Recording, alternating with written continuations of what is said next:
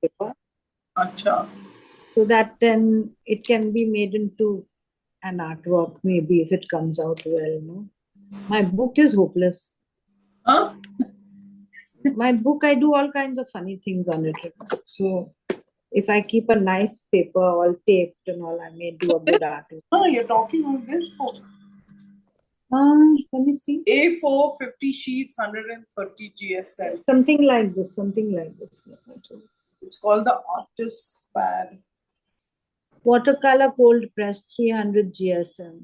No, 300 GSM is different. Somebody gave me this long ago and I was doing some silly rough work on it till I realized the value of the thing. So then I kept it aside. Now today I think I'll make a nice ice cream picture on it to send Anika. Good. She likes ice cream, yeah. Okay, so Hello, good morning.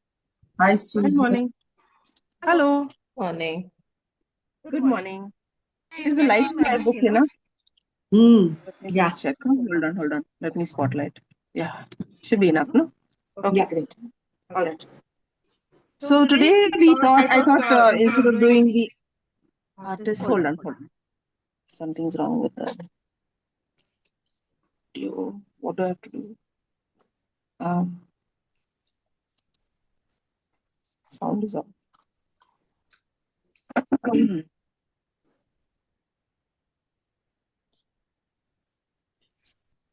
Yeah, okay. Yeah, no echo now. So today, instead of going on to artists, like Elaine asked last time, somehow I can't find an artist I'm happy with. So I said, let's go ahead with some food illustration. And since everybody wanted to, I mean, you all seem keen enough to do a waffle. I thought waffle would be nice.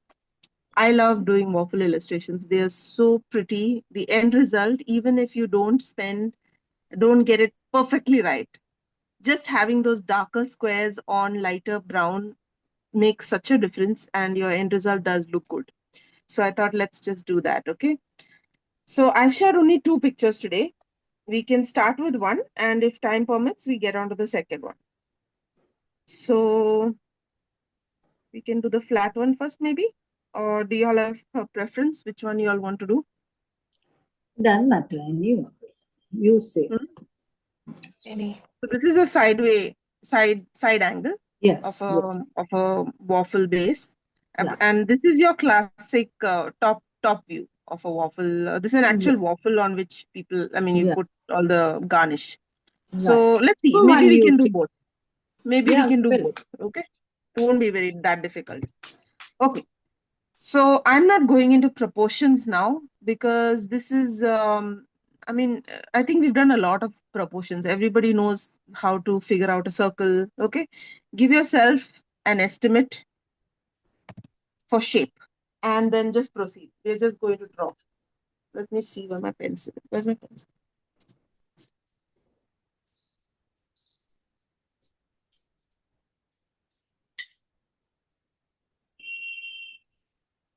When I sit down to it, I'm missing everything I need. Pencil. Okay. How big shall we make it? Yeah. First question.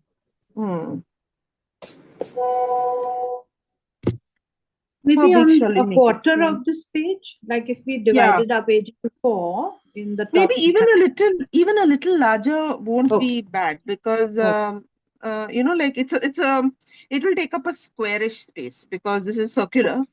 I'm assuming a bit of a squarish space. Square. So keeping my hand as a guide, maybe the waffle could be as big as my palm region. Right. Okay, roughly that. Which means your plate will be little larger than that. Okay. Yeah. So what I'm going to do is I'll draw the plate first. I'll draw a nice freehand circle because freehand circles, yeah, they have their own character. I don't think my circle is visible. It's visible. Okay. Because you can see it. Yeah. I'm not very perfect I'm not going around it very Hmm. perfectly. Hmm. Okay, just giving myself a plate. Okay, on this plate, we are going to place 3 pieces of waffle. And fortunately for us, this waffle doesn't have a fixed shape. It's like a jagged edge. So it makes things easy for us. We don't have to worry about, oh, it has to be a perfect square or I saw a heart-shaped waffle. No such specification. So let's just try and mark out the space in which we have to fit our waffle. So somewhere here, coming this far, is my first waffle. Okay, and then my second waffle sits behind it somewhere around here. Okay, see, you notice this is not exactly a regular shape, it is just my estimate. Okay, and I have a third waffle somewhere here. Okay, right now they look like idlis or some terrible long thing. Fried eggs. I guess so, without the centers. Yeah. All right. We could put in that fork because it'd be nice. So let's just leave some allowance for the fork here. I can't see the rest of the fork, so I'm going to assume it ends somewhere here. Okay, so the fork will stick out.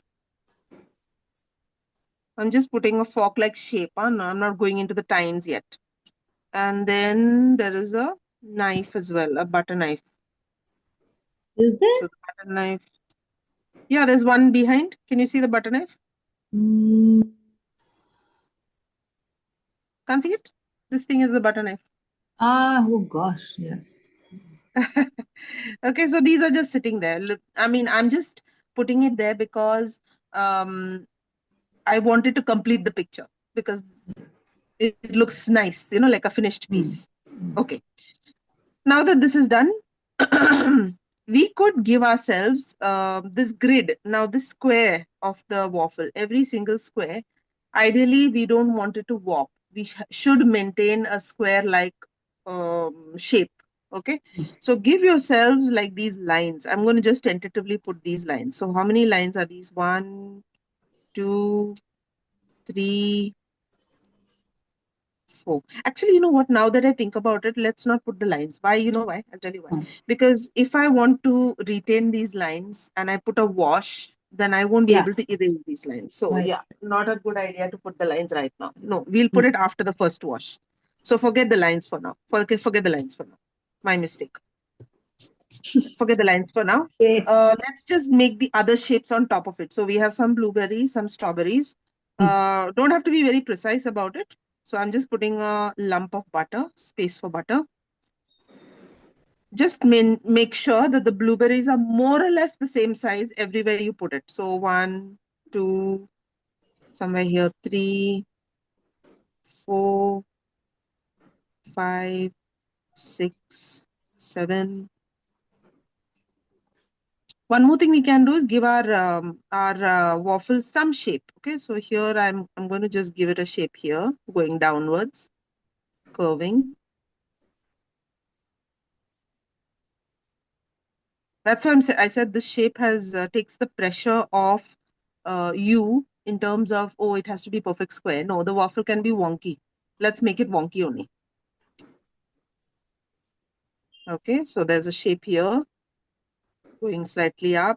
See, this particular top waffle has got some really jagged edges. That's it. Can you see the shape of my waffle, the top waffle? For those of you who are drawing irregular shapes like this, not comfortable drawing it, I would recommend not holding your pencil too close. Okay. We generally get very caught up in our detail when we hold our pencil too close. So hold it a little further away and let go. Let go of your need to make that shape completely match this. Okay. So over here, I can see blueberry. And now the strawberry. When we draw the strawberry, in your shape Raspberry. itself, oh, is it a raspberry? Yeah, it's a raspberry. Sorry. When we draw this raspberry, in the shape itself, you will notice it has a slight, it's not smooth. So let's say you want to draw a raspberry. Instead of drawing it, let's say like this, okay, try to draw your shape with a little of that outline, okay, showing the irregular texture of your raspberry. So this is a good way to draw your raspberry. When you're drawing it itself, draw it that way. Don't draw it smooth. Okay. So every raspberry you draw will start looking different, and every blueberry will be nice and smooth. Yeah. So let's try and draw an irregular raspberry here.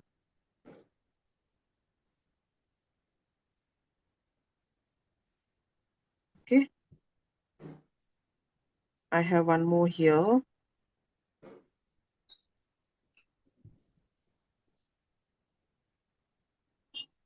I may not be able to draw all my berries and all my in all the right places, but that's fine.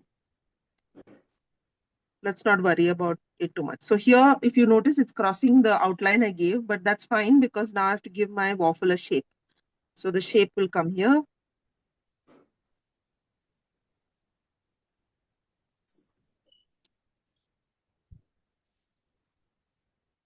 That corner. And onto the fork. Comes down. Again, it turns a corner. And it disappears. Because now we have the third one. And the third one is sitting, actually it's not the third. If you look at the which of the waffles is one on top of the other, this is your topmost waffle, okay, on the left side. Then your second waffle under it is here, and your third waffle is here. So this should be our sequence. So and when we were drawing it also, we should ideally have drawn the first, then the second, not I do the third by mistake. So let's go here. Get that shape on top. Curve it out. Very crooked out here.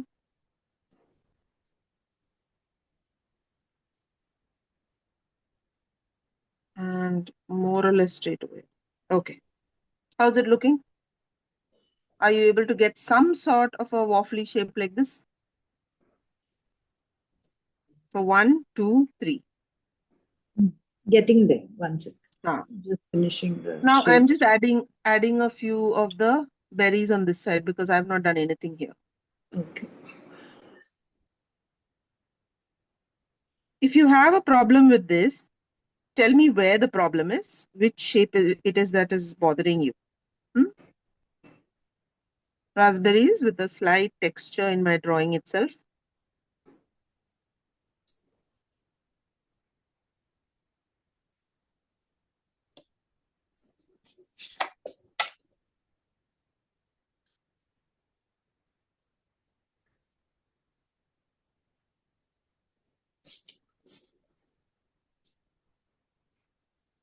Some of these blueberries seem to have a slight, the top part of the blueberry is very distinct. So where you see it, see if you can draw this kind of a curvy shape. See? This curvy shape that you see on certain blueberries, the ones that have their top facing upwards. The ones on the side, you cannot see it so much.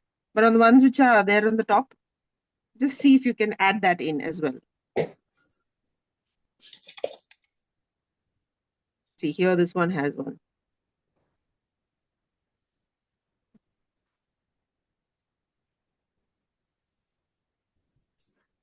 I think there's one here also that has a nice shape. Okay. Anything else next to the butter? Over here.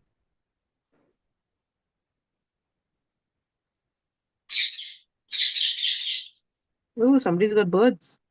Me parrots. Oh God, in the balcony shrieking away. They fight like anything in the morning over the seeds. They are noisy. Noisy. Very screechy, noisy thing. Screechy noisy, correct. For the time of the fork, okay? What I would recommend is just notice at what point the tine all like they need to align at this point, right? So Hmm. maybe what you could do is run a parallel line to this top line. I'm running a parallel line here, and then let your markings for the tine come and touch that line. So that way it is a little consistent. Okay. So I'm going to say something like this. See, come and touch this line. Hmm.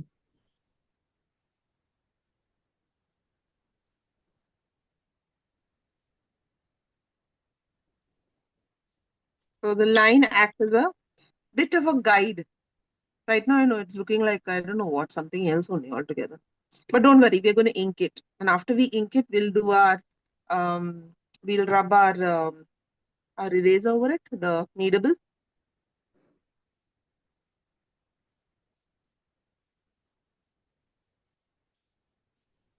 I'm just thinking, how do we address this waffle cones? Okay. If you're going to ink it, we don't need to worry about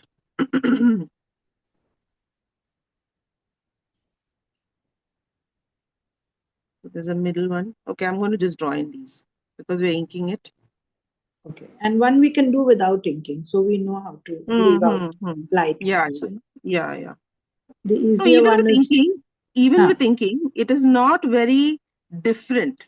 Yeah, I know. But It's it'll not give a very different different. effect, you know. The effect will be Yeah. slightly bit Maybe a little more different. Yeah. watercolory. Yeah.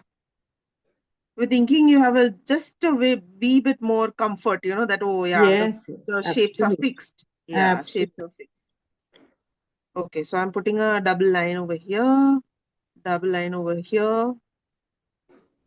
Then I'm maintaining the squares. Now, in this case, the squares are facing this side, and here the squares are slightly, have shifted slightly, ever so slightly. Okay, so I'm just going to draw that in.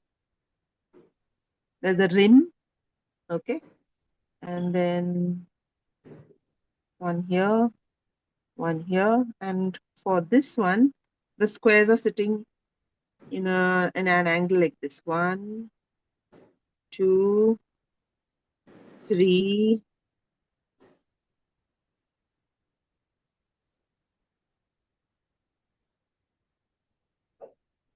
Okay, and a little bit here. That's it. So this is a very two-dimensional sketch of our plate. Inking this, I'm not going to take a very big, large size of pen, either 0.1 or 0.2, not more than that. If you have a fine liner, I hope everyone has a fine liner. Yeah. Yeah. Yeah. 2 is also fine. One or 2. Oh my goodness! Did I start the recording? What? Oh yeah, it is recording. I forget. Somebody had to remind me in the other class. You didn't start the recording?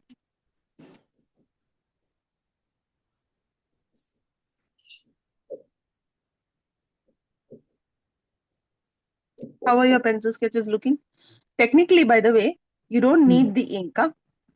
You don't need the ink, but let's just do it with ink for our comfort once. And then the next one, like Elaine said, we can do it without the ink also. Yeah.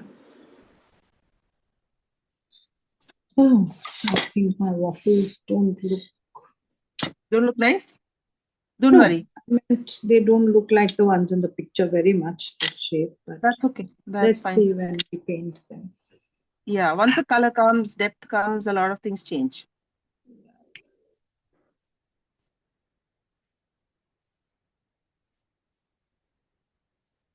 So let me know when you all are more or less ready to ink this. Kind of. And what we'll do is we'll start inking in order of placement. So starting with the first waffle. Okay. Okay. The topmost waffle. The line we're going to use for inking is not going to be a continuous line. As Aditi always says, a continuous line tends to make it's like a school child's outline to every single thing that we do. Okay. It sometimes takes away from the beauty of the color. The even for example, sometimes it may even affect the dimension, the third dimension that we are trying to put. Okay. So that's one of the reasons why I insist that we use a very thin micron pen. And the other is not put every single line. Okay. So I'm just starting off with the top waffle. So the top waffle, I follow what I have drawn. But this time I'm still looking at the photo, by the way. Don't stop looking at the photo.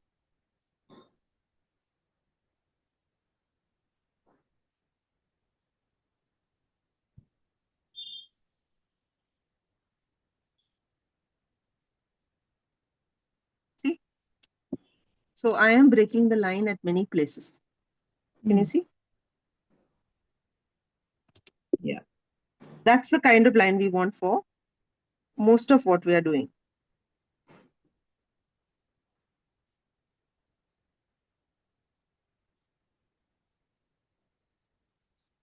I'm making a correction over here. I felt this could be out, but this seems to be the next piece. I'm just thinking what to do.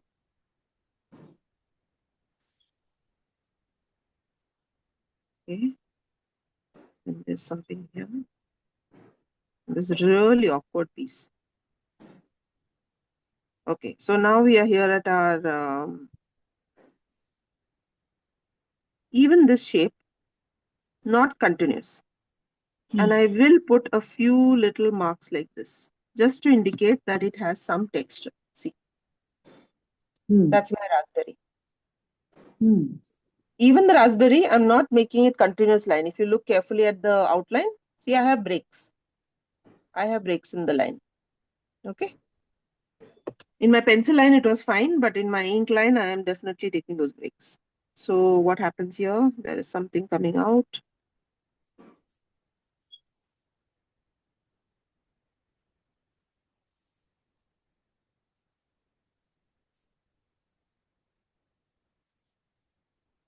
So here I'm going to make some correction.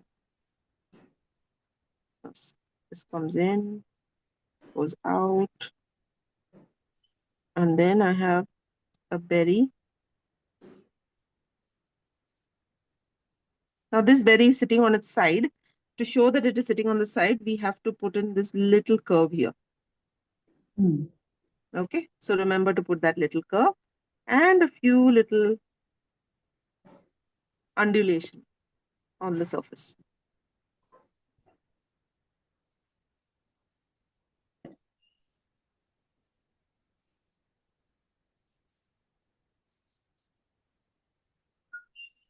In certain places, you may feel like putting a little bit of depth.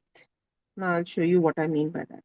See, in certain areas, especially the edges, if you show this little depth over here, okay, like a double line, okay, it gives the waffle a little bit of thickness because you are able to see a little bit of thickness over here. So same way here, I'm just going to show you, let's say over here, see this portion? Now show that little thickness, okay, with a little line like this. Put your berry there. The berry has a crown, okay. Show that little thickness on the edge of your waffle. Now your waffle has a little bit more character, see, because you have a slight thickness along the edges, which you are trying to show. You may not see it so well when you're inking it, but when we put the color, we are going to deepen the color at this side a little bit, and that will show the thickness, okay. On the other side, you can't add this thickness because we can't see it. It is facing downward. You can't see the thickness of the waffle at that end, but you can see the thickness at this end because it's slightly tilted.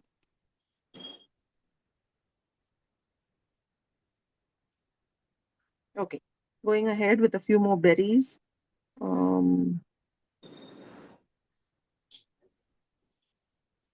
This one is also on its side. So is this one.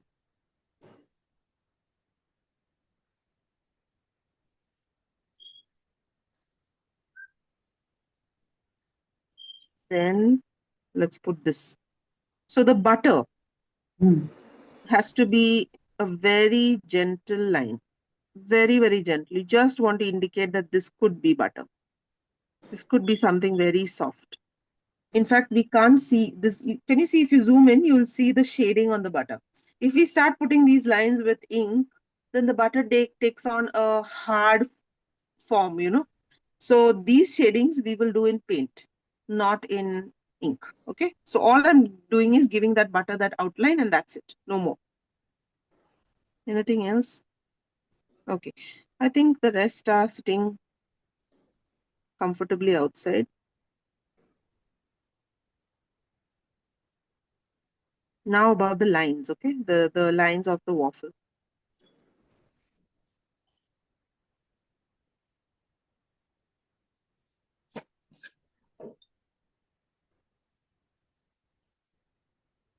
Since we've drawn this for ourselves as a guide, you can start giving just certain corners, okay? Like this. Just a few corners, not all. I don't want every single square neatly drawn out.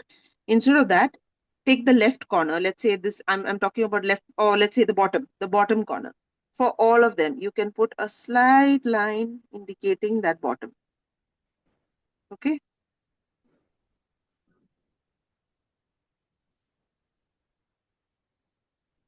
Just at a few places. On the opposite side, maybe you can just do this much.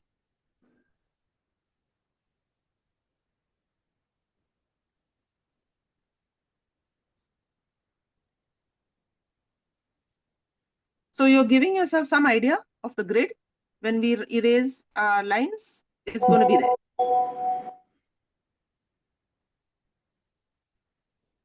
Don't make it too dark. Over here, I'm going to definitely put this in because I want to see that shape of a border. That top border. The rest leave here. Little bit here. Now near the berry, it would be nice to have that corner seen. Right? Over here, there's a little bit of a darker layer. So I'm going to just show that thickness there. What else? I think I've got all the corners. Ah, here there's a corner here. Okay.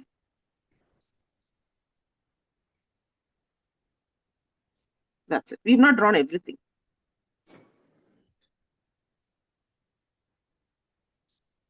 I'm moving to the second waffle. This is about enough. Huh? You don't need more pen work than this. On to the second waffle now.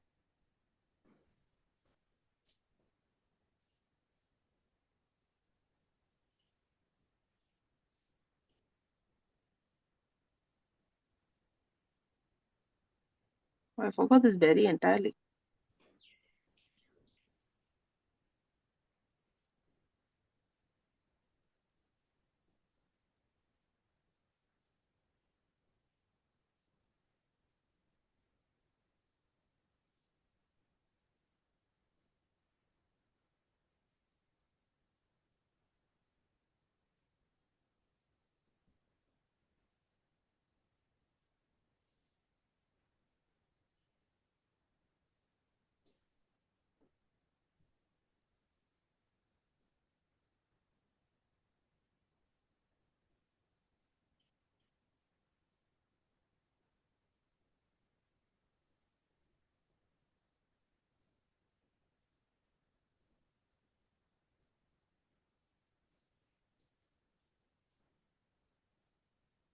How many more berries over here? One more here.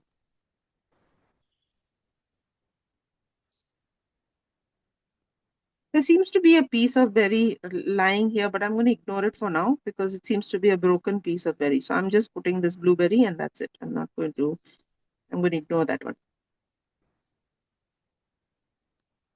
Now the outline of our squares. Okay, so let's take the bottom again, bottom and one corner.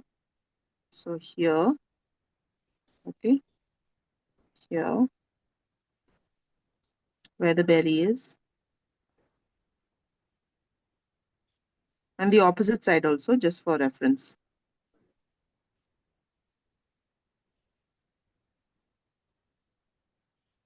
over here there's a line.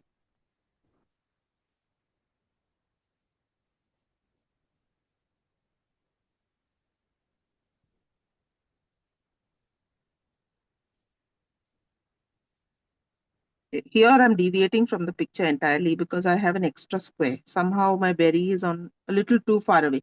Not a worry. Wherever you find these kind of misses, don't let that change upset you. Okay, my berry has moved a little to the right where it should be sitting nicely inside that square. See? And that's fine. It's okay. Berry moved, no big deal. Yeah, we sometimes get so caught up, they go, oh, no, now what? Now it changes the entire picture. No one knows. No one knows. I know I have extra berries somewhere. You have, no? Good. So that's your waffle. There is no harm if you're in your waffle having a little Extra berries. bit of extra berry. Exactly. Okay. So here now what's happening, I'm just looking at the waffle and I'm trying to see where can I see the thickness. The waffle is kind of sitting like this, little bit at this kind of an angle.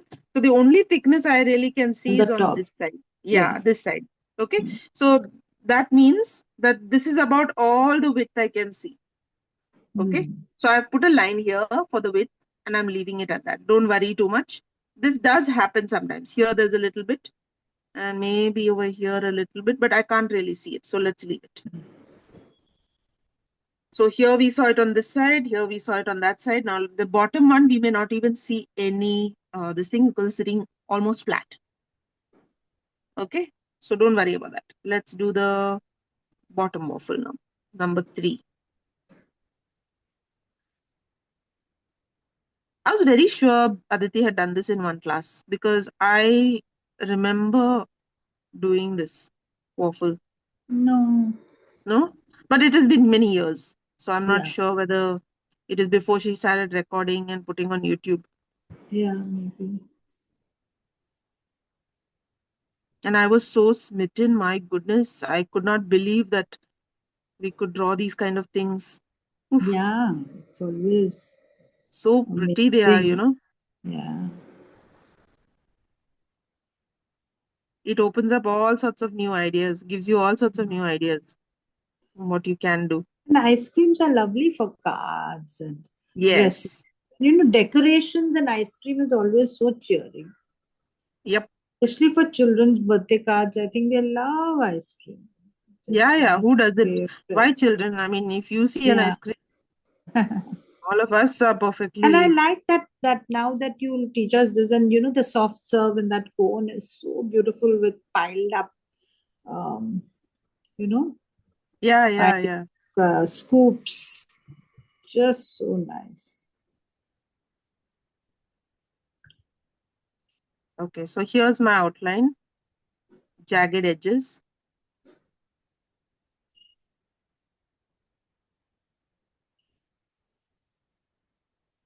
Oh, I'm forgetting to break my line.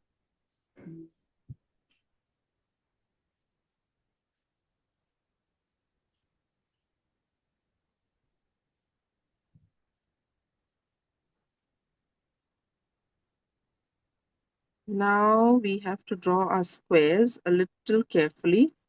Here, I see a few changes to what I have drawn. Mm-hmm.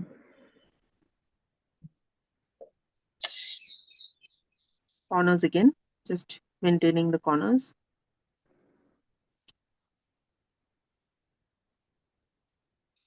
Okay, here's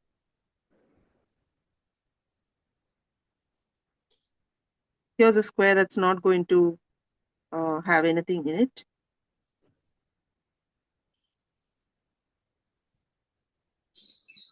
A square that's going to be out, sitting out.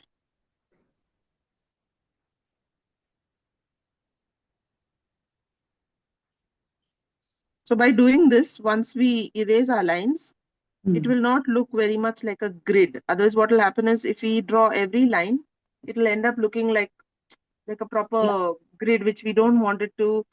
We don't want to draw the grid. We want it to emerge. That if you get the meaning, right? Yeah. The more we outline, we draw, the more it's going to become two-dimensional grid. Yeah. Whereas the less, if we just indicate the corners and things like that, when we put paint, it's going to start coming out. Like the dark and the light will make the grid stand out. Yeah. Okay. Now we have that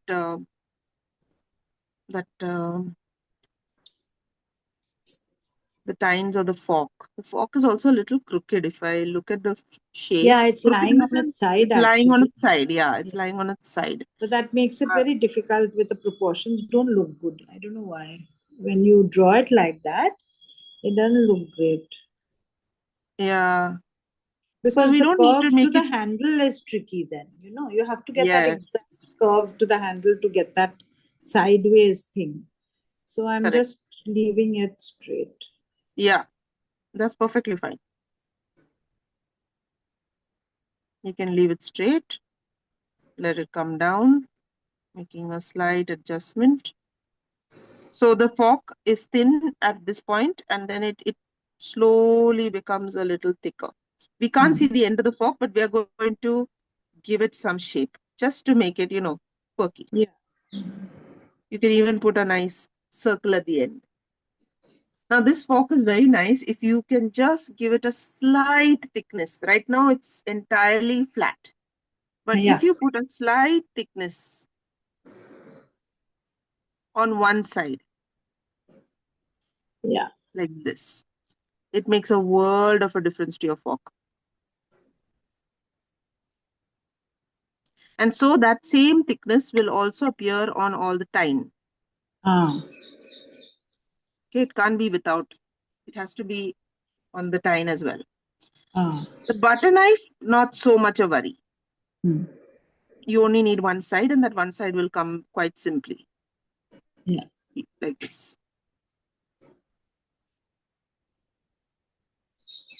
Just a thin line on that side.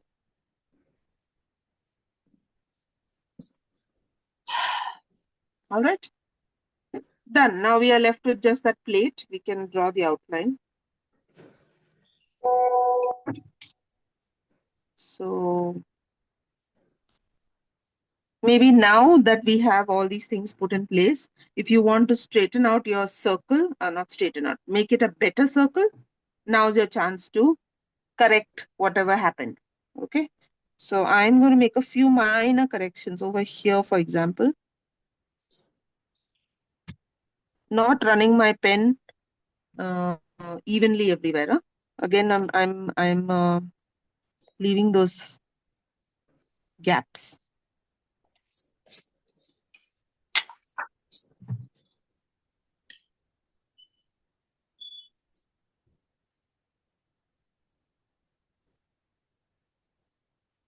Okay, and a little bit of that dish will get seen here. Done. I'm not going to put any more ink. I'm just taking my kneadable and running over this.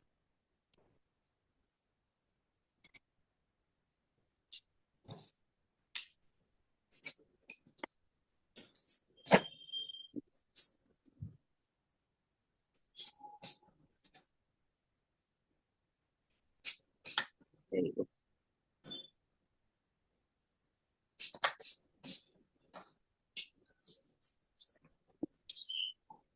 Those marks on the fork all lifting off.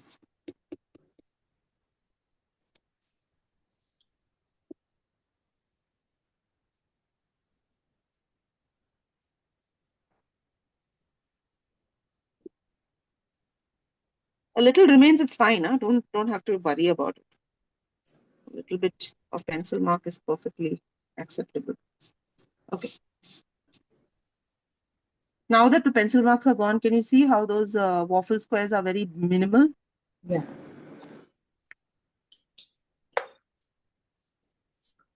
Okay.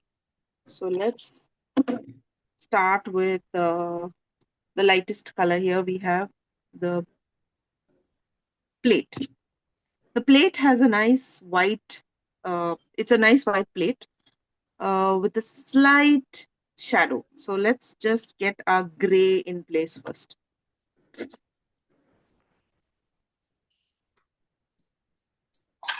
The gray we use is our generic gray, which is made from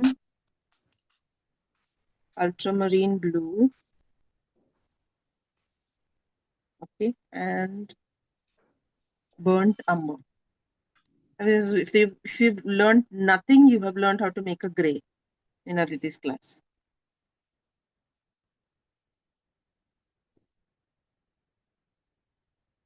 Ultramarine blue and burnt umber will give you a lovely gray.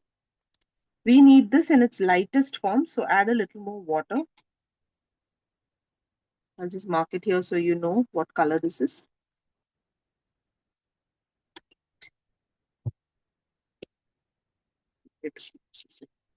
Okay, so our color here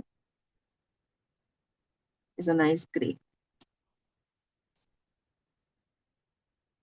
Ultramarine blue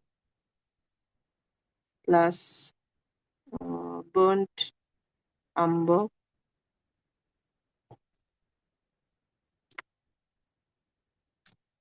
Let's put that onto our plate wherever we see the shadows, not anyhow. So let's just look at the picture again. So there is definitely a shadow on the rim. So you see here? Over here, there's a little bit of a white shadow. Oh, sorry, a gray shadow. And what I have done is I've left it a little off the line that we drew. Can you see? So that white outline is nice over here. I just ran it along this place, leaving a slight white edge. Okay. Where else do we see it?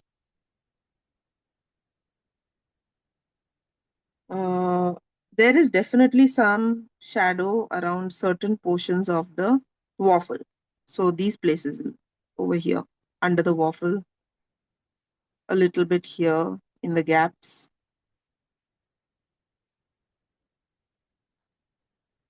So where the waffle is touching the plate, at certain angles, you will see a little darkness over here, between the berries, under the berries.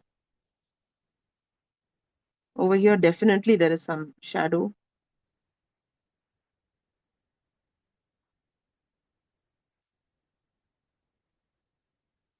That's it. Then where else?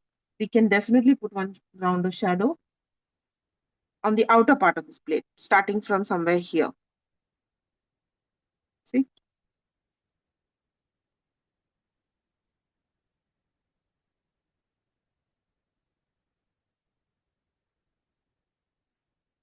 Because we can't see the shadow of the spoon and the fork, sorry, the fork and the knife, let's just put that in over here.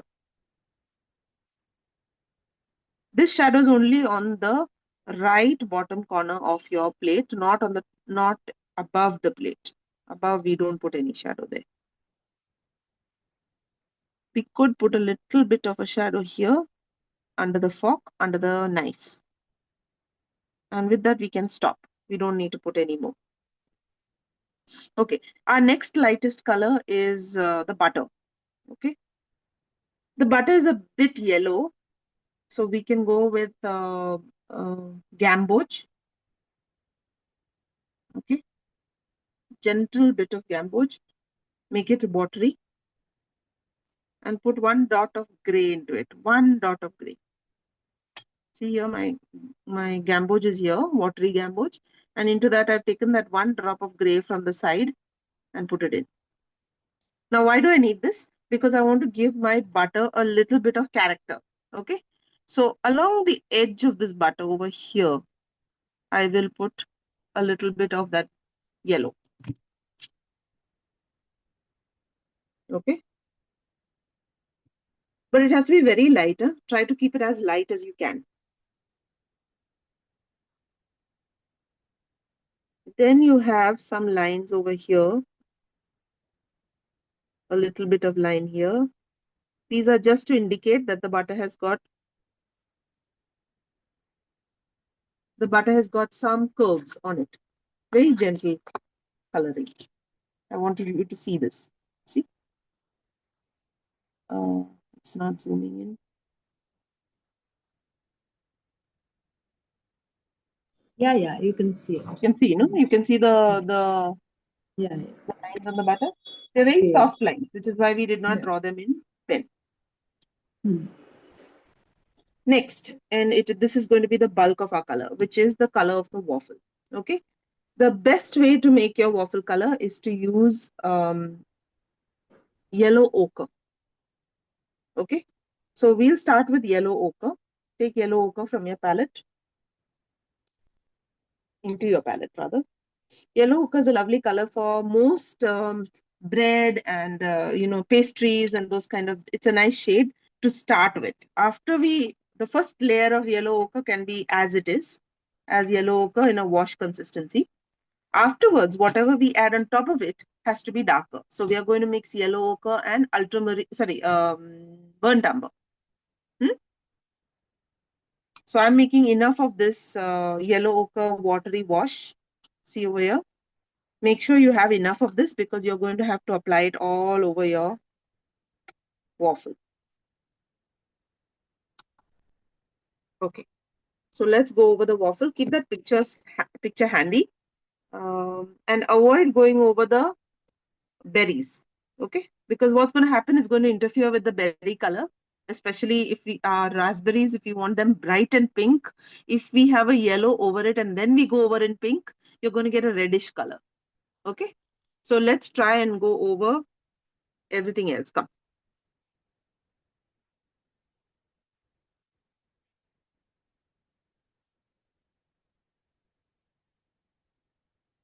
And even my application has got few white spots. So this is a innate desire we usually have to take paint and just apply it everywhere, every single space, no white space left behind, because that is ingrained in us when we color as children, right? Don't leave any white spots.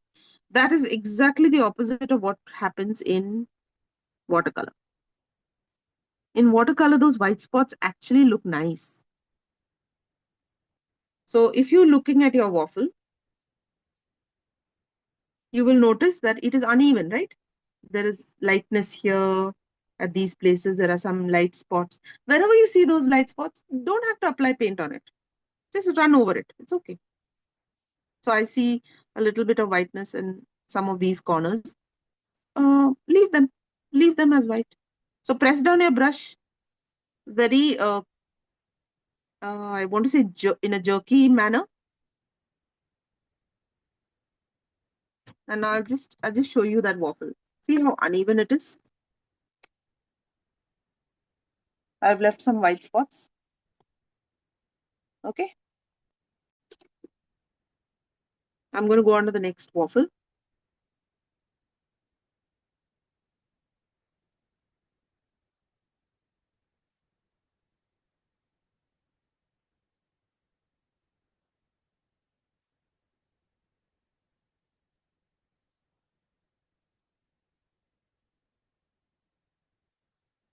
See, I see some white over here. So I'm going to just.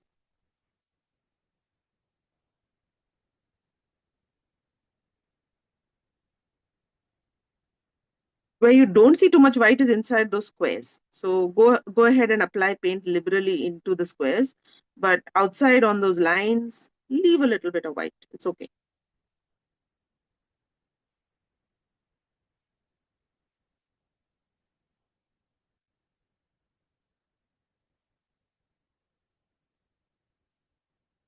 On to my third waffle.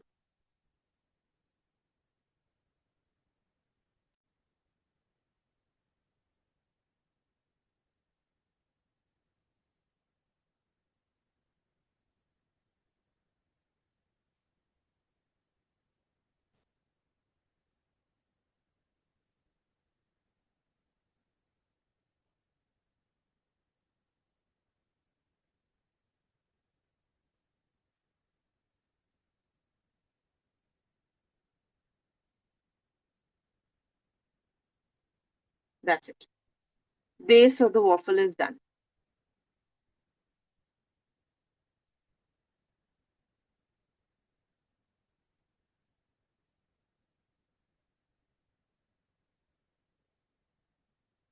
While that is drying, we can take our gray, the gray we used for shadows, that same watery gray, and apply a layer onto our cutlery.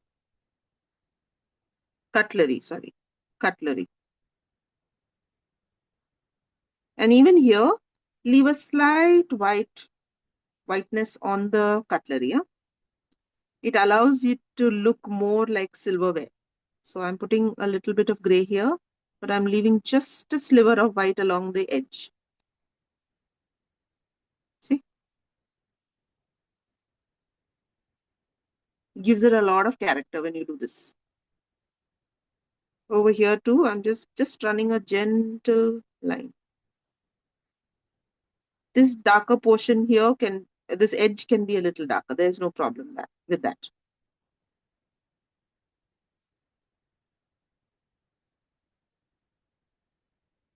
So 2 colors done. I'll just write this down. This is yellow ochre wash.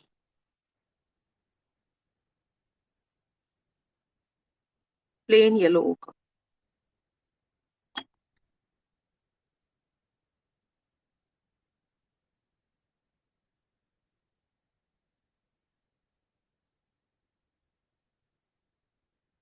Okay. On to our blueberries or strawberries or raspberries. Raspberries are very straightforward. We can just mix.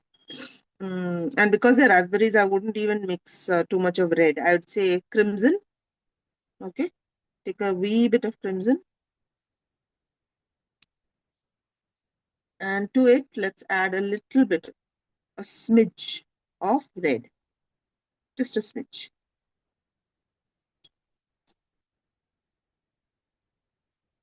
So it still looks mostly pink, huh? Mostly pink. That red has not really changed the kind of, the pink the shade that we want. It's just made the pink warmer. Okay, so I'm putting that down here. Calling that crimson plus scarlet.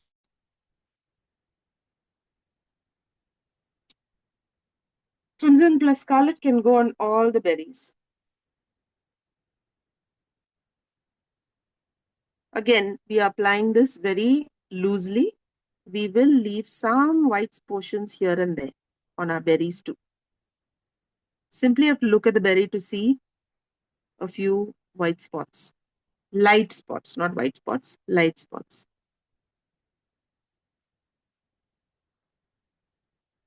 Okay. So here I can see where those bumps on the raspberry are shown. That's where you'll see a few lightish spots. Okay, here on the rim, I can see some.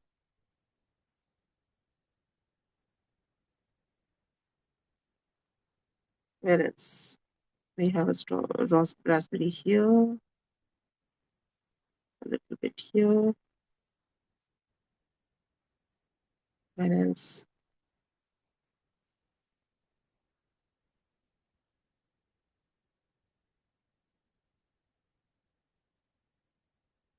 First washes don't have to have shading. We are just applying the lightest color we have. Shading is going to come in the next round.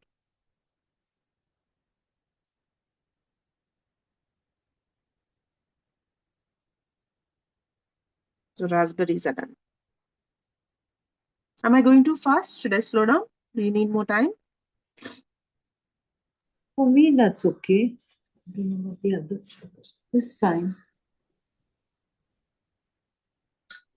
Now, raspberries in the picture, if you're going to get technical about it, are not really purple. They're looking more black. I agree with that part. I know a lot of people have said it looks black. Why should we be putting The blueberry. bluish? Yeah, blueberry. Sorry, blueberry. The thing is, if we leave it black, it'll look nice. If we get it very dark, But they are blueberries at the end of the day. They do have a purplish hue. So let's paint it a little lighter. Sometimes watercolor, that's the charm of watercolor, that we do not get the darkest shade our reference photo gives us. And that's fine. That's what watercolor brings to the table. So I'm going to take ultramarine blue and to it I will put a little bit of scarlet. Just a little bit. It should not become pinkish, then it will interfere with the strawberry. So I'm going to give you a shade like this. See? I'm not sure you can see it. It may actually look black to you, but to me, it's looking purplish. So this is ultramarine blue plus a smidge of crimson. Okay. Now it's gone and applied itself so dark that I can't. It's actually purplish.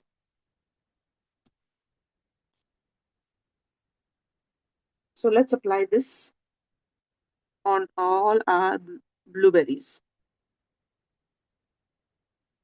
Again, remember, we have some shine on these blueberries. So let's leave a little bit of white. Can you see this? This I've done with this blueberry here. I've left a smidge of white there just to give the shine. Blueberries have that. So somewhere here, a little bit of white. Usually the white will be on one side for all the blueberries because the light is falling on it from the same direction. So ideally you don't want to see shine here but shine on the opposite side. That doesn't happen, right? Naturally.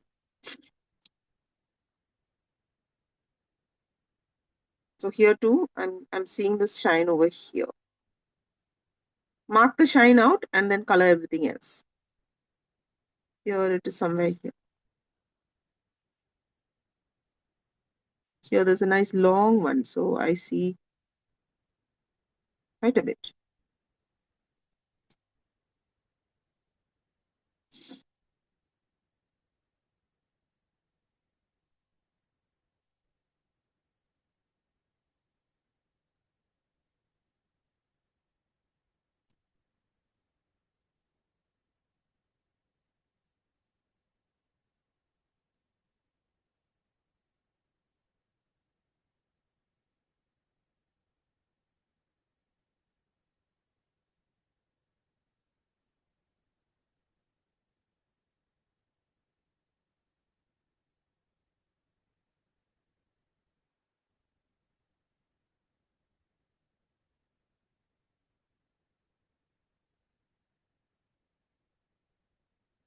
Now on this side, I hardly see anything, so I'm just going to leave it mostly dark.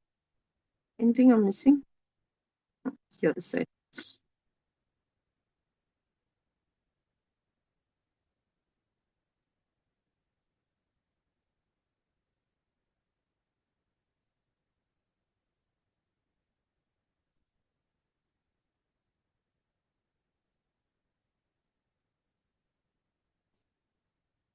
That's the last one. Already taking shape, no? So the watercolor base is so pretty on its own. Now you see it pop once you do the next set of layers. It's just beautiful. Okay, layer 2, we are going in with all the same colors. We are simply deepening them by putting less water. And in the case of the waffle, we will also be adding an extra color, which is burnt umber. Okay, so I'm going to go in here with yellow ochre, which was my original color. Yellow ochre. Okay, little less, go easy on the water now because you want the darker yellow ochre. Okay, and on the side of the yellow ochre, this is the better way to do it, I would say. Instead of making your mix entirely ready over here, Aditi teaches us to mix and match. So for example, here's your burnt umber. I'm going to activate this burnt umber. Keep it here at the corner. Okay. And one more color I like to use is this. We don't use this color often. It's called light red or Indian red. I'm not sure. Light red, I think. I'm not sure what it's called. It's right next to scarlet. I like to keep that also handy on the side. Not too much, just a little bit. Okay. Now my burnt umber is already gone and interfered with the yellow ochre. Doesn't matter. Keep this ready. And now we are going to apply on top of our current yellow ochre, but not everywhere. The key is not everywhere. We love to apply on top of everything and then just cover it up with another layer. No, that's not what we're doing. So we're taking our yellow ochre, which is slightly darker, and putting in the detail. So inside the waffle square, let's add the color. Okay, just on the inner parts. Still, if you notice, I'm leaving some white spots. Not white, light spots. Can you see? Put the color in there. Leave a little lightness over there. You're filling it exactly like we filled the blueberries. Not complete, leaving some spots. Over here, there's some shape over here. So what I recommend is go over the outline of your square, and then inside you can do all this little bit of funny business. So do this outline, get the outline in, okay? And then you can dip into yellow ochre and just kind of fill it up. Leave some white spots. It's okay. But get the outline.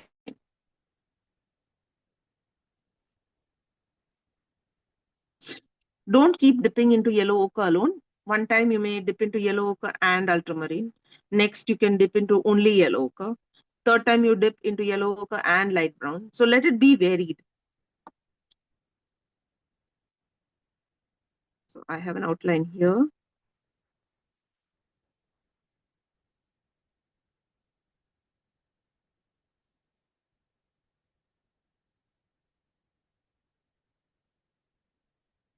Over here, wherever you see it is quite a bit dark, be more generous with your ultramarine. Sorry, I may say ultramarine, burnt umber. Be a little more generous with it.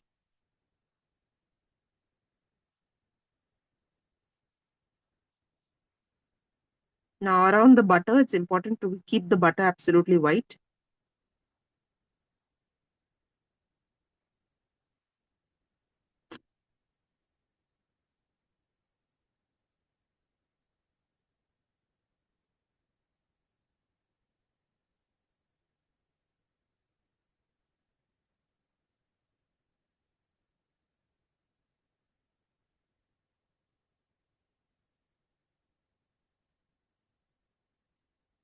So I've managed to get all the squares. Now this looks nice, but it also doesn't look very all too great because the lines in between are looking stark yellow, stark light. So we have to now look at your reference photo and see where we want to add a few lines. For example, like this. A little bit of texture. Highlights.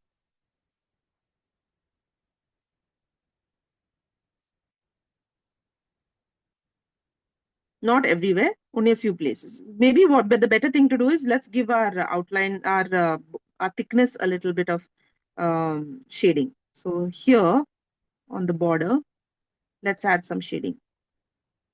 Remember this portion we left thick, trying to show the thickness of the waffle.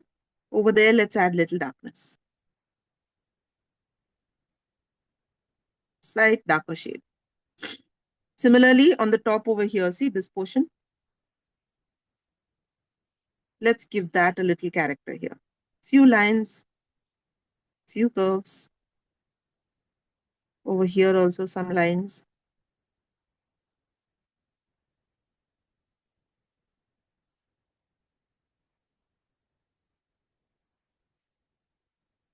Over here, there are some lines. See the outer portion here.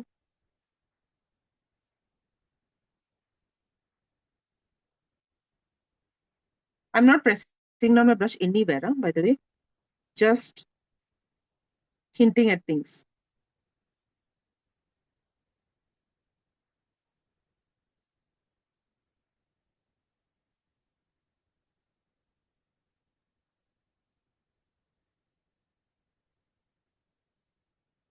already this waffle has now got a little more character, right?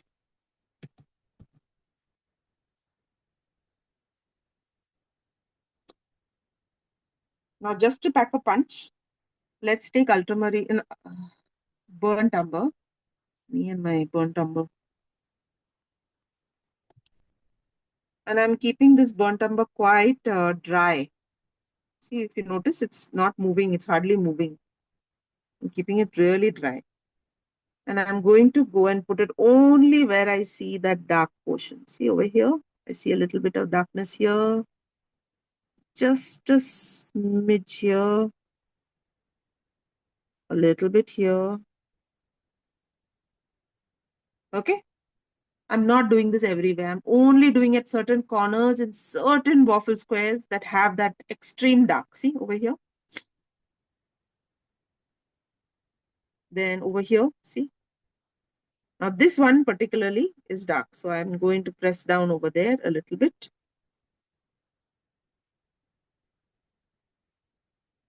Then what else? Here there's a nice dark one here, this corner.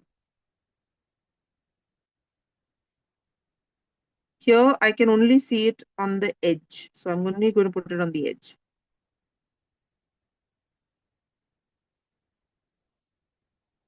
So you have to be very judicious with this dark brown. You don't want to apply it every single place. It seems to be sitting mostly in the corners of your waffle square, just at the edges. That dark brown. See over here. Over here. Now this particular corner seems to have a little more than the rest of the waffle. Okay. Over here, see under the butter. This portion is definitely dark. Here around the butter here.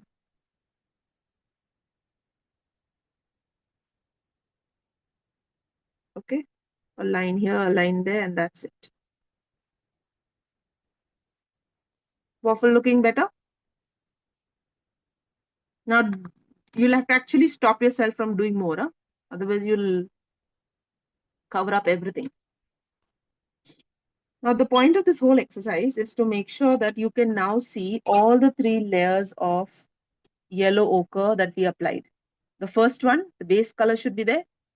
Then the second darker shade should be there. And finally, the brown should be there. All 3 should be visible. Yeah? How's it looking?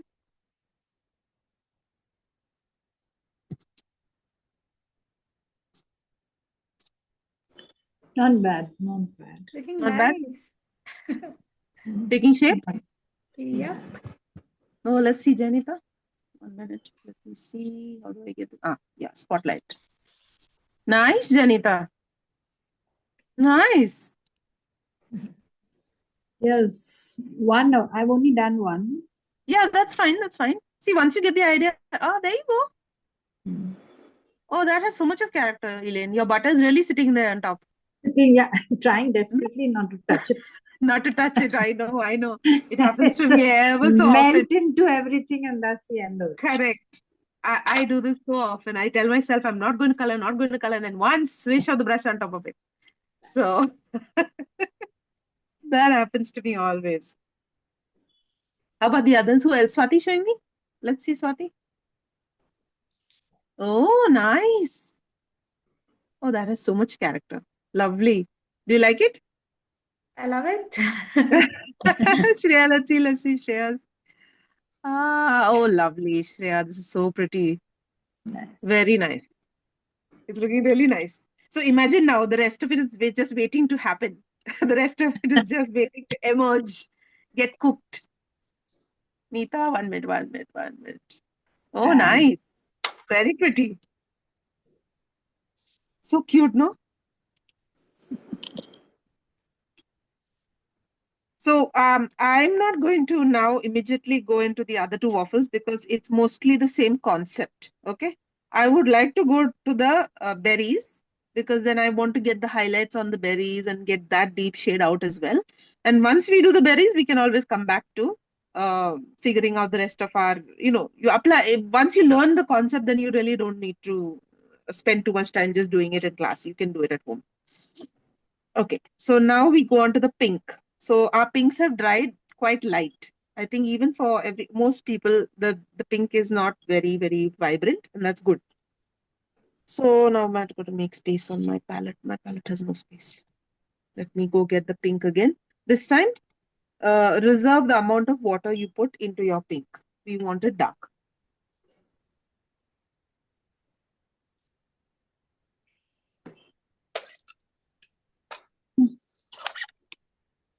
Okay. So crimson, same color, crimson, less water, and put a little bit of scarlet. Crimson and scarlet with less water. That's all. Hello हाँ कविता आजा sorry That's okay. If you want to test your color, don't hesitate to. Oh, sorry, I need to pin myself. Spotlight my video. Yeah. If you want to test your color, whether your color is dark enough, don't hesitate to try it next to the patch we've put over here. This is a worthwhile exercise. Huh? It's the same color that we did. This was wash consistency. This is now with more water in it. Okay.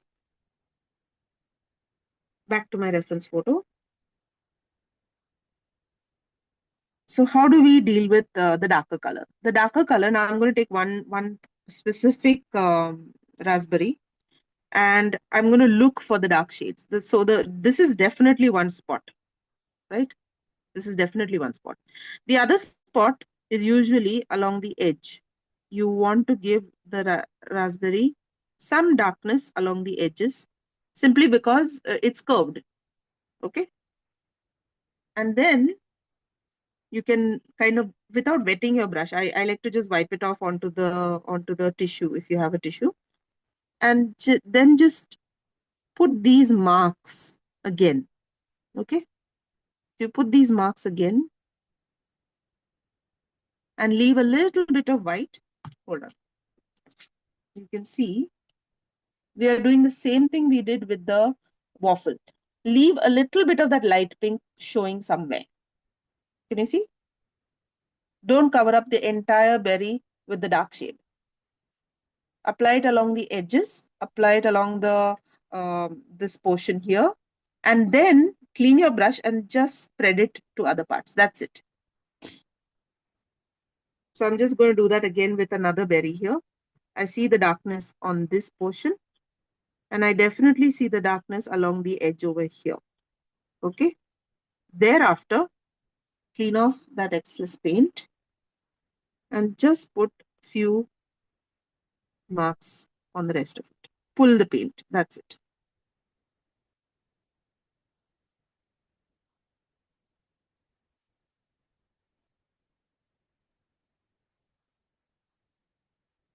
Simple enough. You will find that your paint dries very faster because now it doesn't have enough water in it. It's going to dry very fast. You will find yourself wetting it again and again. And that's fine. So here again, what is happening is I have dark borders and the center over here. That's it. So now your raspberries are starting to look darker. That's raspberries. The same treatment now for the blueberries. This time when you're making your purple mix, you could add like a dot. When I say dot, I really mean a dot of black. A dot of black. See, like literally dot. Saw my dot?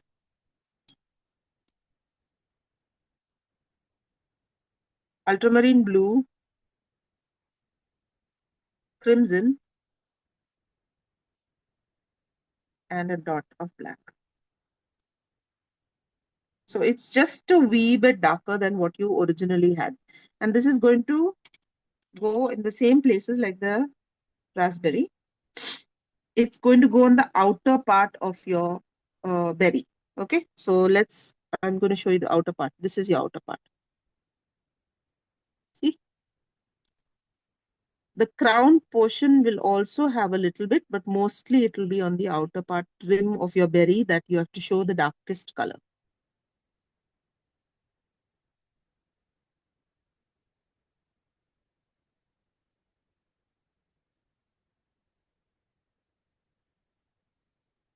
The part that's turned away from the light.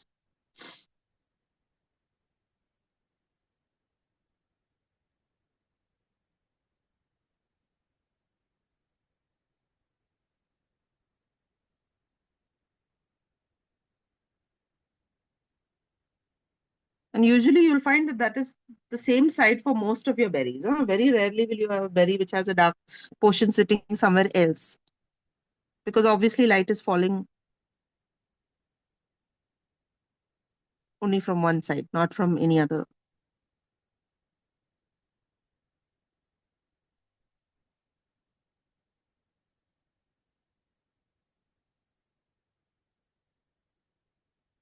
So are the berries darkening for you? They're darkening for me for sure. This is just water controller, just keeping the water at bare minimum, nothing else.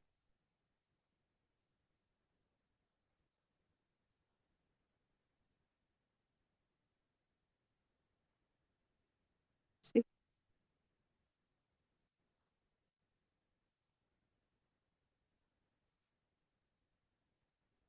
That's it.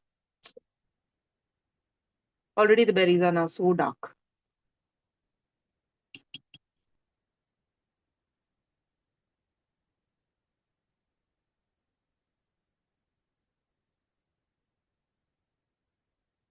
How are your berries looking? Looking okay?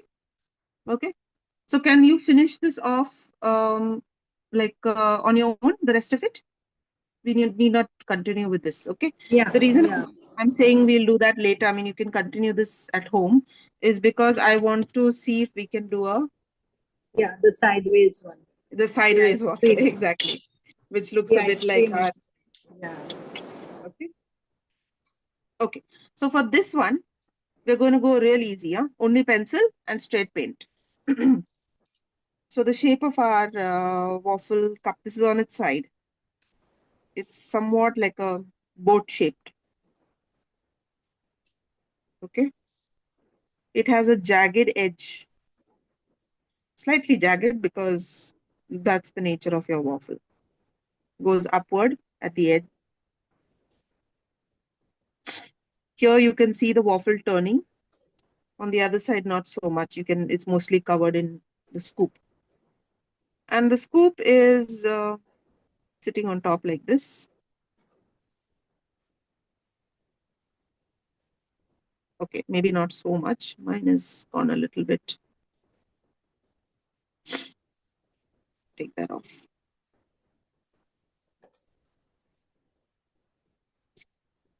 Yeah, that should be it. Very straightforward, actually. Sitting on top over here is a nice cherry. Okay. While you're drawing the cherry, mark that little yellow, white spot you're going to leave for the shine, the glaze. And then there's this little stem. Now there's a lot of chocolate oozing around.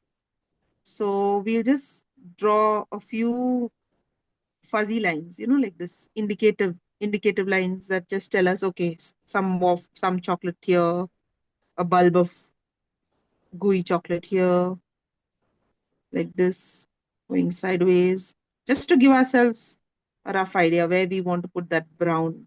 Eventually, we're going to put a nice burnt umber. Okay. There is a gooey piece here going down nicely. And for the rest of it, mostly don't need to draw so many details because it's all going to be applied with paint. We are going to show that texture with paint. So let's not worry about it. At best, you can mark these pieces of I'm thinking nut, some sort of nut. Okay. Why am I marking them? Because when we put our brown color, we should leave out these little portions. Okay, we have some nuts sitting up here. Just mark those. Okay. Now, like I mentioned, I'm not going to give this bottom waffle any squares right now. We'll apply the yellow ochre, then we'll do something about it. Okay. I'm leaving it quite basic like this. And I'm going to go in with a slightly thicker brush, maybe a size 4. I don't know. Let me just see what size 4 looks like. I think this is size 4. Yeah, this is size 4. Size 4 may be nice, or even a little bigger than that. The way I've drawn it, I think I could use even a bigger than that size for the first application. Bigger than that is quite a bit. Okay, let's try. Yellow ochre.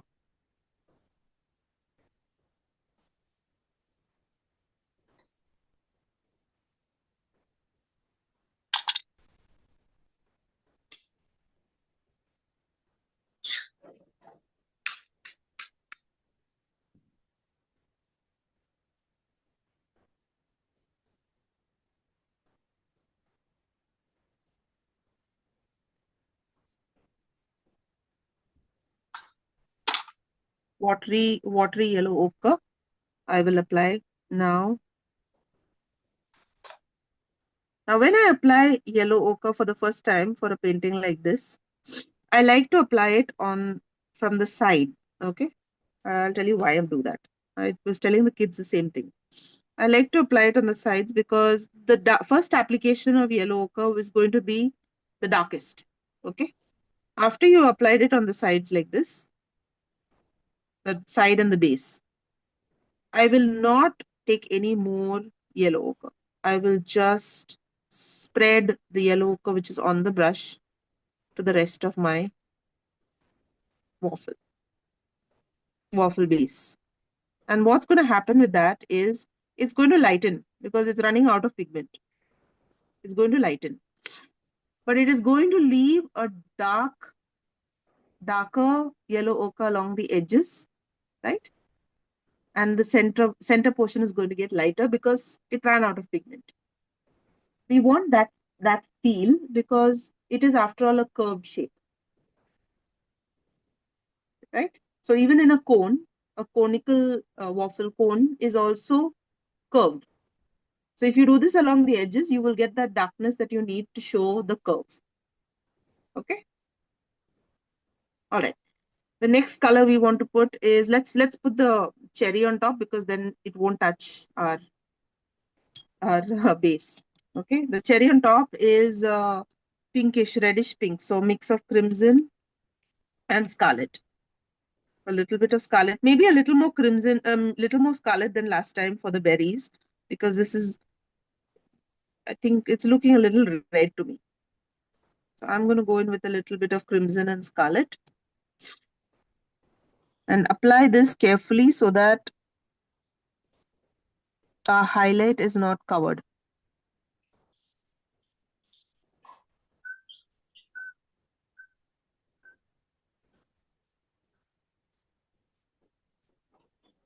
I'm going to go in now with the thinner brush because I don't risk the stem getting too thick. So with a thinner brush, just observe. I mean, this is a very small thing, but it makes a difference.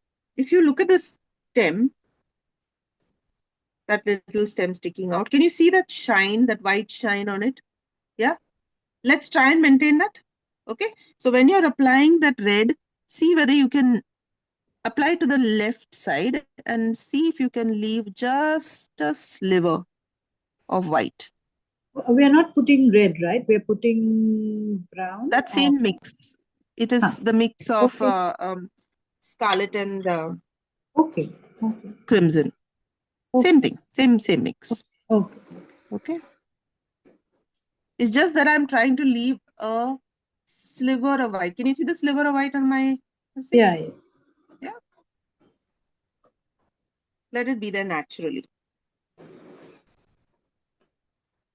And then we have brown. So this is not a very colorful dessert. So we don't have too many colors to deal with. But if you were to do an ice cream, you would have pinks and blues and whatever other color Blues. yeah, it's like the bubblegum ice cream is like blue and purple. Oh, I haven't seen. That is really, Because it was always there in food psychology that blue is a color nobody wants to eat, but now it seems they do. yeah, children like it. Ah. Children love it. I don't think there is a kid who will go to a Baskin Robbins and not pick the purple and blue. Like, who wants regular pink and chocolate when you can get blue, bubblegum blue?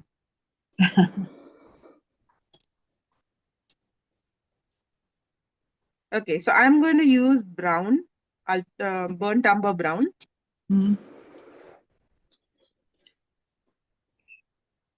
To this burnt umber, this is, by the way, a wash consistency. I'm also adding this Indian red or light red. Why do I call it Indian red? I think it's light red. It's not Indian Light red. red. No, it's Light sometimes red. called Indian red also. Also, no? Yeah. I was wondering. Okay. So now comes the tricky part. We have to keep those, what do you call them? The nuts untouched. Okay. So weave your brush around the nuts, the pieces of nut. At the same time, we have some white. So keep your reference photo close by. Don't go over the white portion. Go around each of these walnuts or whatever nuts they are. Not walnuts. They must be badam. I'm not sure. Or maybe walnuts.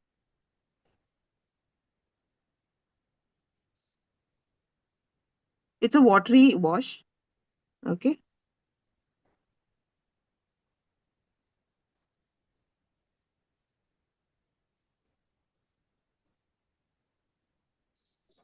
Because it's watery, you can go over all the space that is brown. Light brown, dark brown, all of it can be covered in this. Okay. Don't worry about, oh, I'm going over the dark brown areas. That's fine. Because dark can always go over a light shade.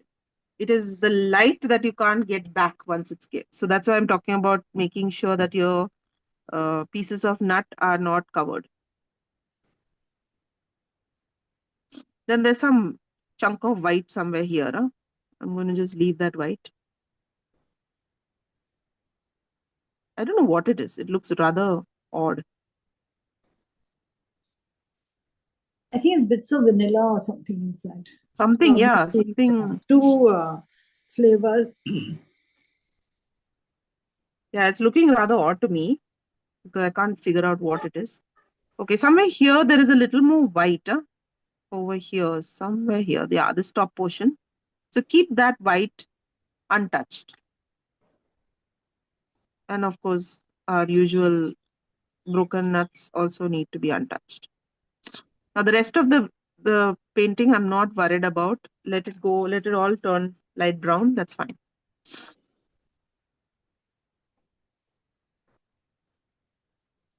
Okay. In fact, I'm out of my paint.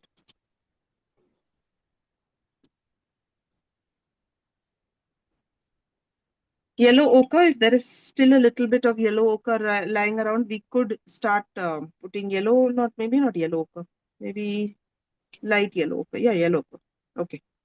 You can just give the nuts a little bit of a shading on one side. Don't make it entirely. This is not nut.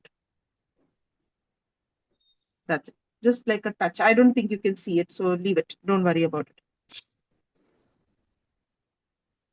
Now we need to darken our burnt umber. Burnt umber over here. Let's darken it. Take a little bit more burnt umber. A little bit of light red. And a little bit of black. So now our burnt umber is getting deeper in color. And we want to show some of the texture on the ice cream. So press down your brush at certain places like this. Press down your brush and then lift it off. So over here, I want to show finishing the wash, Susan. Oh, okay. Go ahead, Oh, go ahead. Finish, then I finish. can't watch you once. Okay, okay. Just No, finish. go ahead. I'll stop. I'll wait. I'll Yeah, wait. It's not a problem. just 2 minutes. Yeah. Yeah. Everything else done? Or? I'm not sure. Actually, I didn't ask. I was thinking I wanted to finish That's this okay. somehow. That's okay. No, I we didn't will ask. finish it. We will finish it. It just, I think I'm done now. Yeah. Just show me how you're doing the dark bits. Is everybody else okay or what? I can't hear anyone. Everyone is quiet. So I'm going to Hmm. assume that everyone is okay. Okay. I'm just rubbing my brush at different places like this. Okay. Thick paint, no? Not very Very, watery. very, sorry. No, not very watery, in fact. But it is darker than the base. Yeah. Yeah. It is darker than the base, and I'm just kind of applying it in a rough, what do you call it? I'm not very intentionally going into every little space. No, I'm just leaving this is for the texture, right? So Yeah. I want to just show that there is some texture happening, and I'm just rubbing it around, leaving Yeah. light portions around the place. Okay.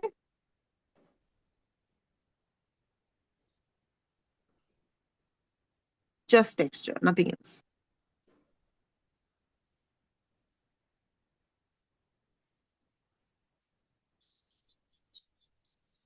Now, while that is drying, we can go back to our waffle.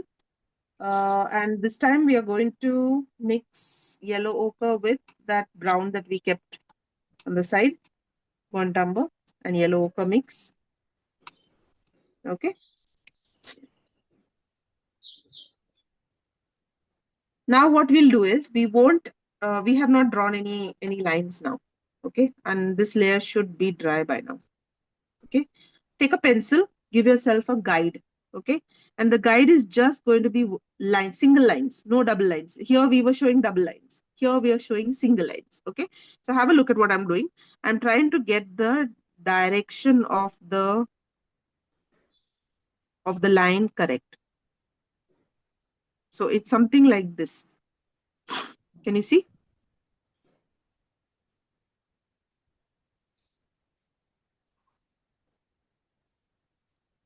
Okay. So these are the lines of the middle lines of the waffle. And from here, somewhere here, I start to see these lines go up. Over here, there's a slight crinkling. It comes closer. Now, why is this happening? Because obviously they folded the waffle to get that shape.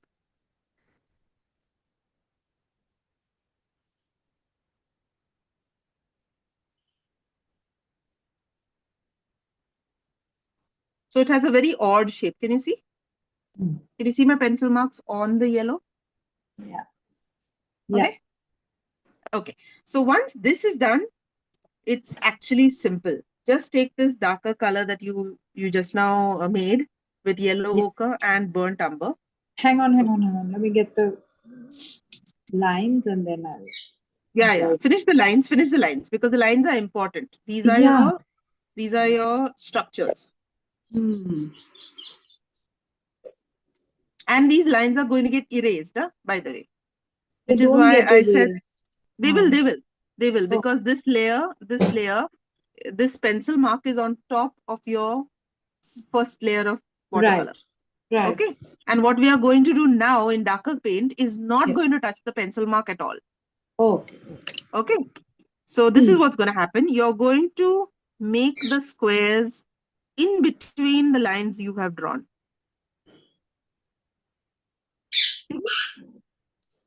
Oh. Okay. You're going to make your squares now inside of the lines that you have drawn, not touching the pencil mark at all. Yeah. See? Color is that only burnt yellow ochre and burnt umber, but not very dark burnt umber, just a little bit to make that yellow ochre darker. That's it. Okay. And this is also watery, not very dark. See, in all our earlier ones, when we want to go darker, we were reducing the water. I wouldn't reduce the water too much for this. This is still midway between a wash and a proper pigmented color. And we are making our squares inside of the squares that we have drawn with pencil. So just make sure that you don't touch the pencil marks. If your paint is starting to dry, put a little more water into it, and that will cause variation in your color also. So your waffle will not look all the same color. Some of them will lighten. See? Some of them will be a little darker, and that's what you want. You want an uneven. See, look at my color here and look at my color before. Okay? So this is going to happen, and that's fine.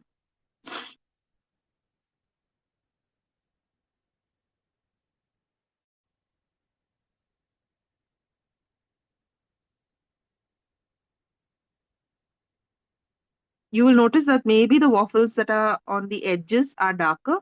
So if you feel that you want to do those first so that the paint is nice and dark, do that first. No problem. My paint is definitely darker in the beginning because as I wet it, it becomes lighter.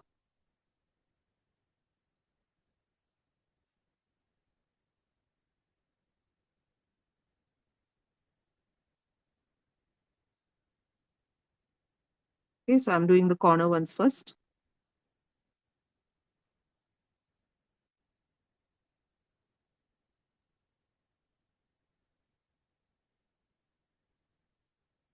While the paint is dark.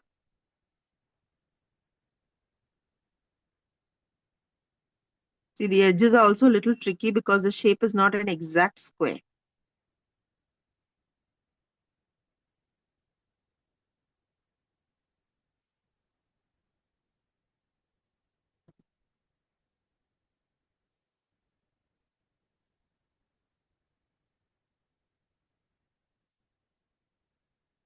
Getting lighter on this portion.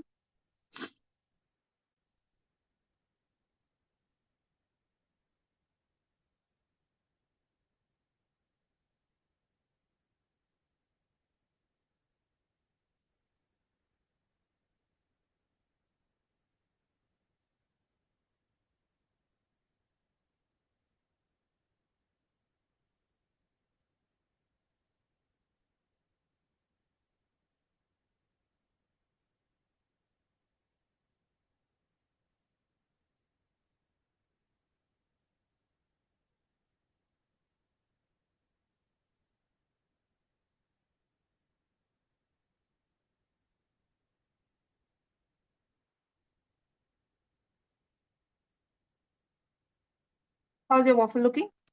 Turning out better?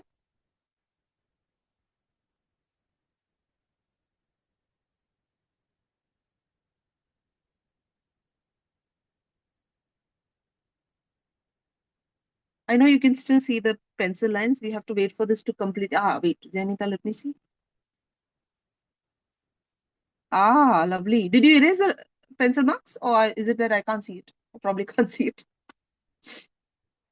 No, I didn't erase anything. Didn't erase, no? Okay, okay.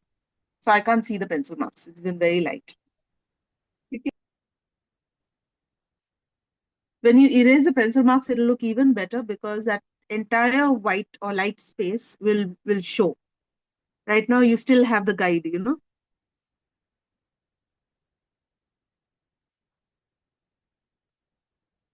While this is happening, while this is drying, I'm going to just go and start my dark brown, which is ultramarine. I'm just stuck on that word, ultramarine. Brown, burnt umber, and black. Burnt umber and black. And this time you can be a little bit more generous with your black because we are trying to make this a chocolatey mix.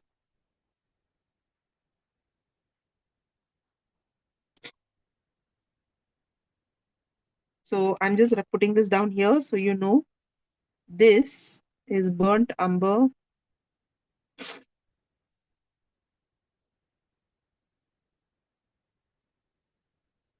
plus black.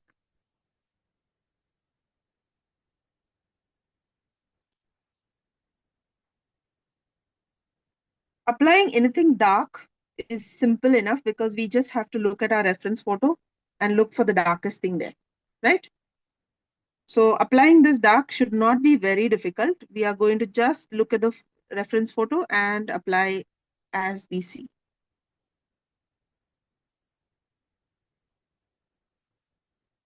Only thing is, your dark sauce also has a little bit of lightness at certain places, shine. So if you want to maintain that shine, leave out a little bit. Okay.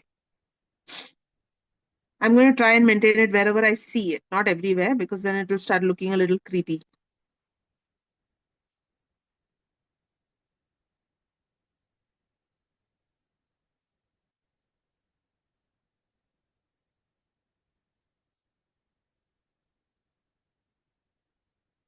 There's a bulb of. I know we are over time. Is everyone okay? I mean, we are just finishing this off. Yeah, I'm okay. Much time as you can take. Yeah, because the recording is there in case anybody wants to leave Yeah. and watch it later. That's an option. So over here also, I have definitely a nice long.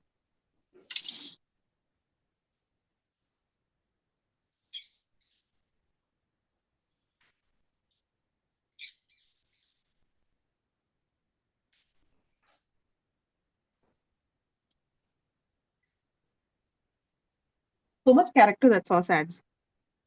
Yeah, especially with the shine. Just super.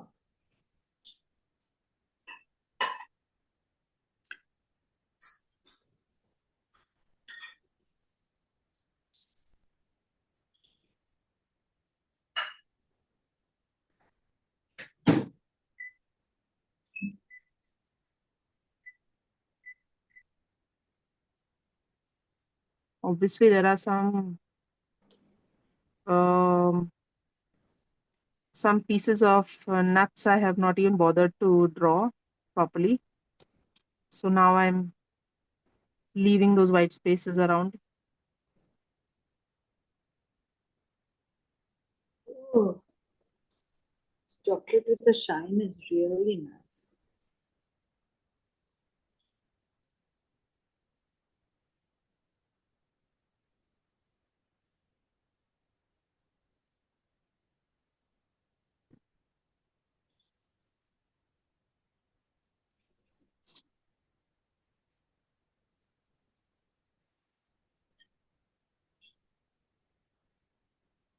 So here also this shine is very important. I'm going to capture the shine.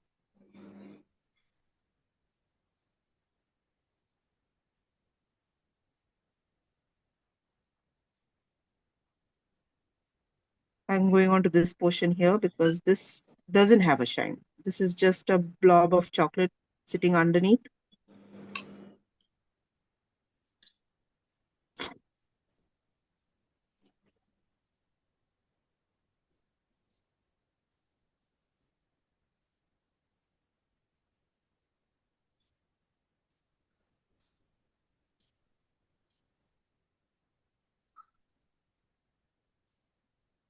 Taking shape. Yeah.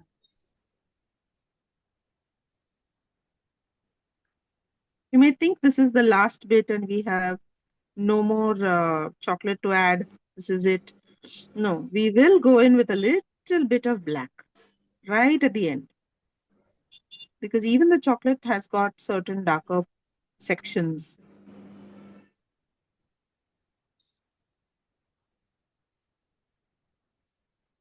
Almost nothing here that is not covered in chocolate. Bliss. See? What an amazing Sunday this is. But it's not over. Right? It's got actually, I mean, I could go on with the detail, but honestly, I don't want to. This is something that you can do on your own. So I don't want to do all of it myself. Show you the basic bits, and I'm going to still leave this all to you to finish. So this cherry here, I just want to show you this part because the cherry is has one last layer. So I'm taking crimson scarlet. What was the cherry color? And one bit of black. It straight away darkens my whole color. So I'm going around this and I'm going through the bottom. Okay. Then I will also add one little line here. There is some darkness here. Okay. Wash off your brush. Now you want only a damp brush. Spread this color gently with your damp brush. Just spread it. And that's it. The cherry gets its own pop.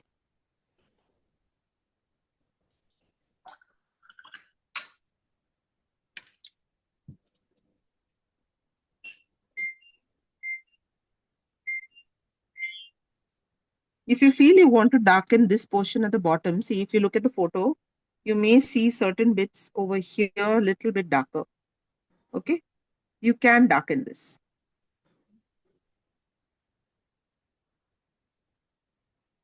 Just the base.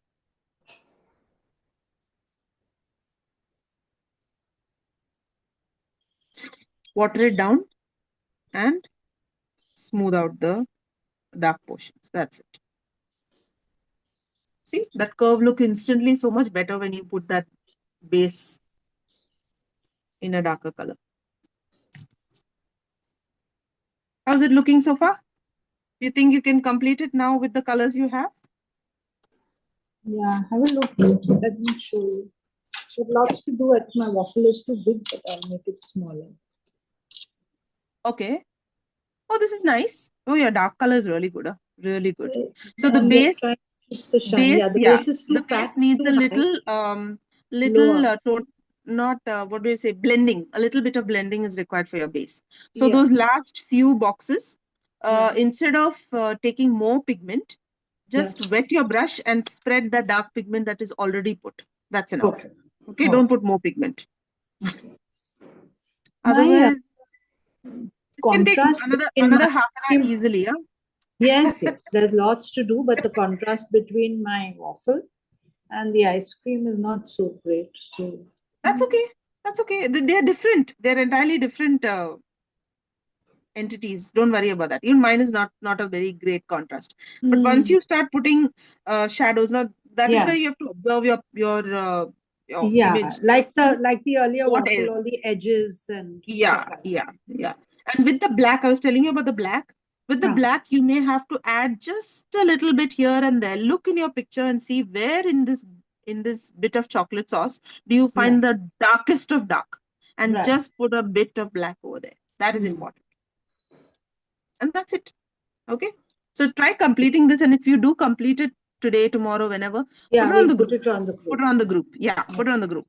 Yeah. And then there's this shadow also we can do under, the You gray. can put it here, no?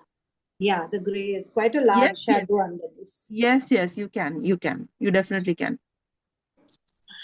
All right. Thank you, Susan. No problem.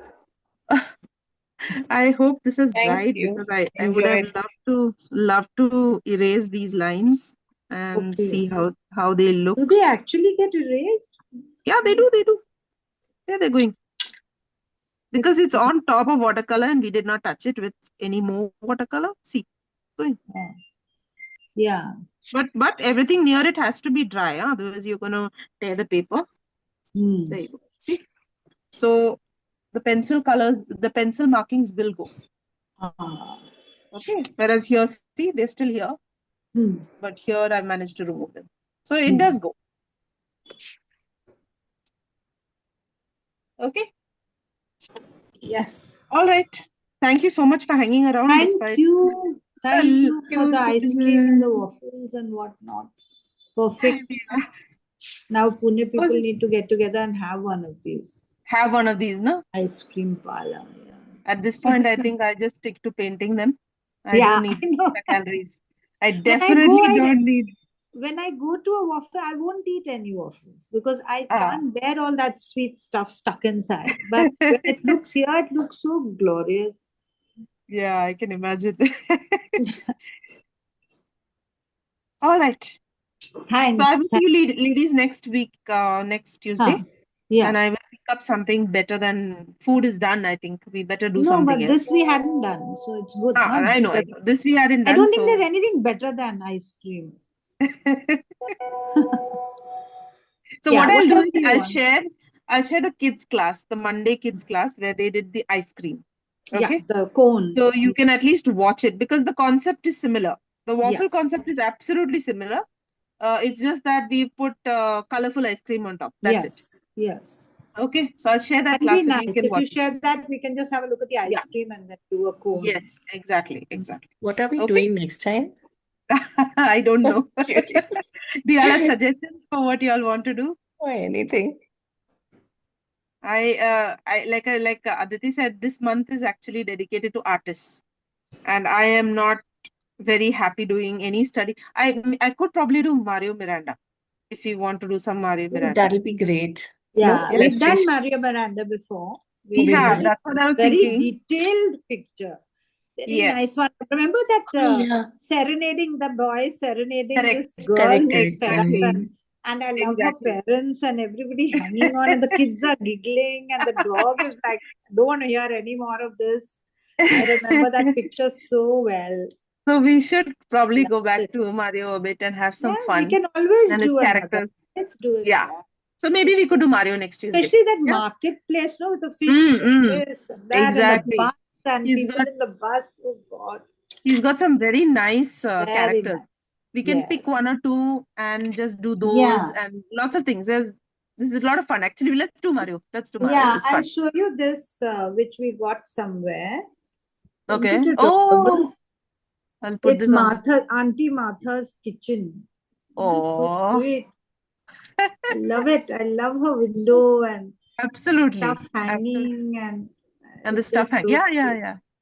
cute. He's So got the nice. actual character and that black cat of his. My goodness, Yes. that cat Yes. has to be everywhere.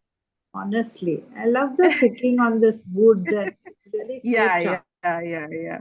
So if you do find something, Elaine, if you do find some pictures which you feel that we could try for class, share it on We'll the put group. it up, Yeah. and then you Share can it on the choose group. whatever, and you Even can also we Paul use. Fernandez has a similar style, like Yes, Mario yes. Miranda. Yes, Yeah. that's right. So but maybe we'll stick to Mario for next time. Yeah. Yeah, Okay. we'll stick to Mario. Perfect. But if you do see something that you feel you want to try in class for sure, share it on the group. So then we are prepared to do that. I would like to try a male and a female and a kid, maybe. Yeah. Like Yeah. variation. You definitely It'll one of come those handy aunties. for our figure Yeah. painting also. Mamas, there's Some one practice. mother holding a child in the hand, and that child is hollering. Yeah, and the tears come out of that, and they're like Yeah. really The kid is hollering. like, I'll Yeah. send you one honestly. pic. There's a Air India exhibition happening here. Mario Yeah. Miranda's artwork is exhibited. Really? So there's Ah. a display. I'll send you that. Oh, his Oh, Air that'll be India air lovely. hostesses are just too much. You should see Yes. his air hostesses. So I'll send some on the perfect. group. You'll just check Yeah. it out. Put it on the group. We'll do something. Fun. Okay. Okay, then. Thank you. Thank you, Bye. Susan. Bye. Bye. Bye. Bye. See you next week. Bye. I'll see you.